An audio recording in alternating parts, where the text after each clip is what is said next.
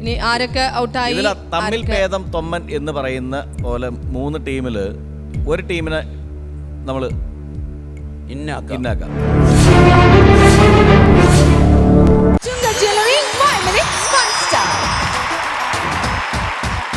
മൂന്ന് ടീമിൽ ഒരു ടീമിനെ നമ്മൾ ഇന്നാക്കാം. ഒരു ടീമിനെ ഇപ്പോൾ നമ്മളേതായാലും ഒരു സെക്കൻഡ് ഒന്ന് ആലോചിക്കട്ടെ. ഓക്കെ,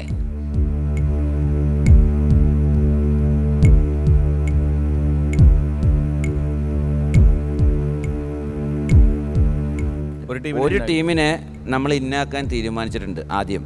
ഓക്കെ, നമ്മളെല്ലാവരും കൂടി ചേർന്നെടുത്ത തീരുമാനം അതല്ല. പക്ഷേ ഇന്നത്തെ പെർഫോമൻസിന്റെ അടിസ്ഥാനത്തിൽ ഒരു മാർക്ക് അപ്ഗ്രേഡ്, ശരിക്ക് ഗ്രേഡ് മാർക്കുള്ളതിൽ ഒരു ടീമിന് അത് പറയണ്ടേ? അതല്ലെങ്കിൽ മോശമല്ലേ? കാരണം ഇന്നത്തെ പെർഫോമൻസിൽ ബെസ്റ്റ് പെർഫോമേഴ്സ് ആയതുകൊണ്ടല്ല, ഇന്നത്തെ ഒരു ഗ്രേഡിംഗ് നോക്കുമ്പോൾ അതിൽ നിന്ന് മെച്ചപ്പെട്ട ഒരു പെർഫോമൻസ്. ഇന്ന് ഇന്നായിട്ടുള്ള ടീം ഇന്ദ്രജാലം.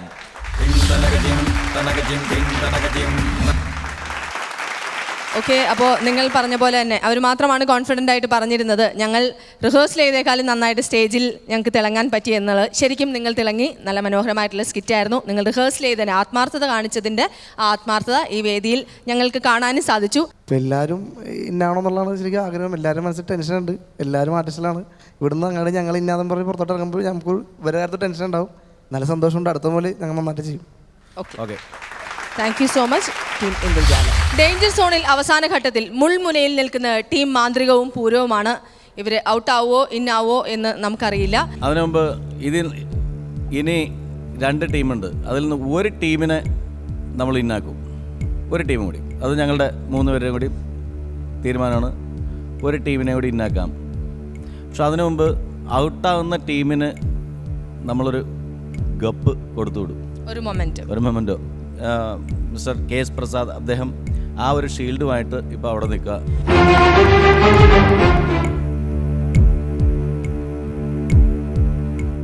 ഓക്കെ, അപ്പോൾ ഈ ട്രോഫി കിട്ടുന്ന, ഈ മൊമെൻറ്റോ കിട്ടുന്ന ടീമായിരിക്കും നമ്മളെ ഇന്ന് വിട്ടുപിരിഞ്ഞു പോകുന്നത്. ശരിക്കും ഒരു ടീം നമ്മളെ വിട്ടുപിരിഞ്ഞ് ഇത്ര നാളത്തെ കഷ്ടപ്പാടിൻ്റെ അവസാനം വിട്ടുപിരിഞ്ഞ് പോവുക എന്ന് പറയുമ്പോൾ നമുക്ക് എല്ലാവർക്കും സങ്കടമുള്ള കാര്യമാണ്.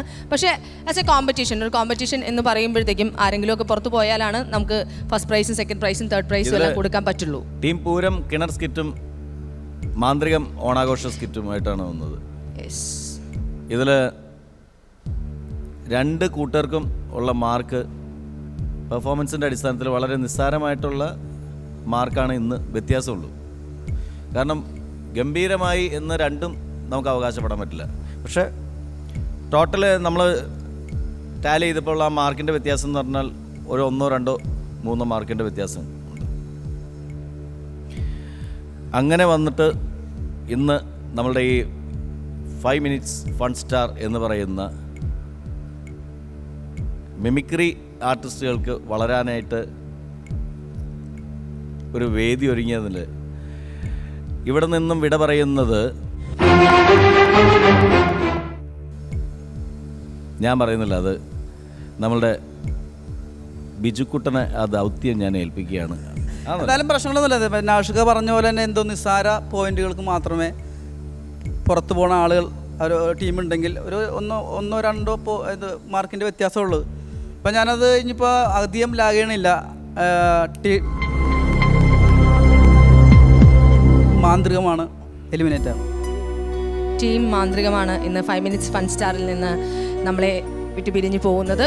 ഇത് ഒരു നല്ലൊരു ചവിട്ടുപടിയായിട്ട് മാത്രം കണ്ടാൽ മതി. പക്ഷെ ഒരു കോമ്പറ്റീഷൻ ആവുമ്പോൾ ഇത് അനിവാര്യമായിട്ടുള്ളൊരു സംഭവമാണ്. പ്രസായിട്ട് അപ്പീൽ.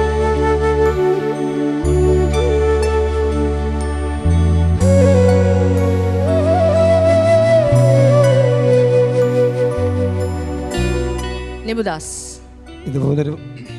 ഇതുപോലൊരു ഫ്ലോറിൽ ചെയ്യാൻ പറ്റിയതിൽ വളരെ സന്തോഷമുണ്ട്.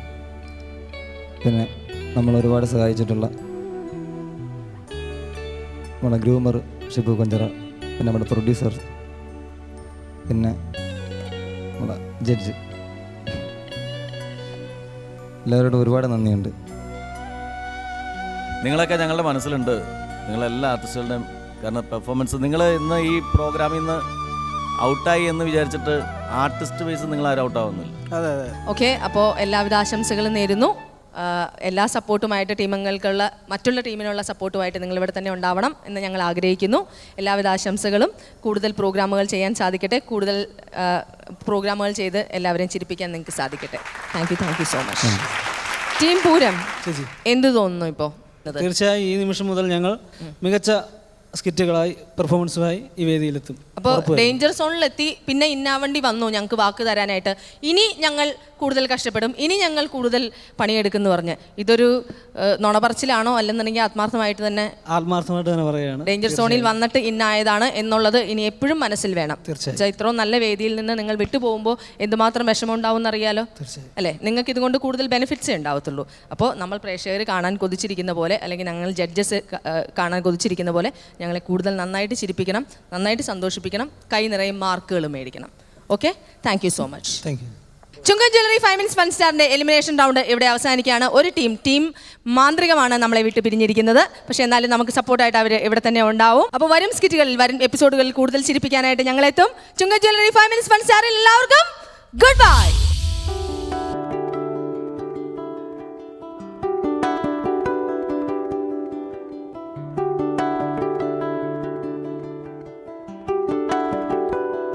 നിഴലറിയാതെ നിറമണിയും ഒരു പിടി കനവിലായി നിൻമുഖം, മനമറിയാതെ മിനവുകളിൽ ഇരവിലെ കുളിരുപോൽ നീ വരും.